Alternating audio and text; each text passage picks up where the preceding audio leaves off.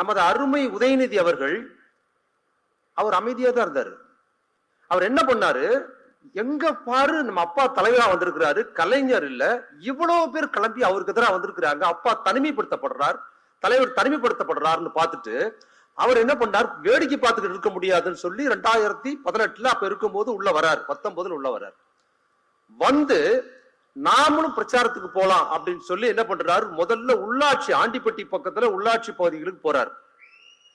அதற்கு பிற்பாடு நாடாளுமன்ற தேர்தல்ல தலைவர் தளபதி ஒரு பக்கம் கிளம்பி போறாருங்க, இன்னொரு பக்கம் தமிழ்நாடு முழுக்க போறதுக்கு என்ன பண்றாரு, தலைவர் தனியாயிட்டாரு, நம்ம ஏதாவது செய்வோம் சொல்லி திரைத்துறையில் இருந்தவர் தன்னிச்சையா வந்தார், தற்செயலா வந்தார். வந்து அவரு ஒரு பக்கம் போறாரு, நாங்க யாருமே எதிர்பார்க்கல. தலைவர் இந்த பக்கத்துல போற பக்கம் எல்லாம் எப்படி பிரம்மாண்டமான கூட்டம் வந்ததோ அதற்போல் இந்த பக்கம் எல்லாம் அருமை உதயநிதி போகும்போது தமிழகம் முழுக்க அவ்வளவு பெரிய கூட்டம் வந்தது.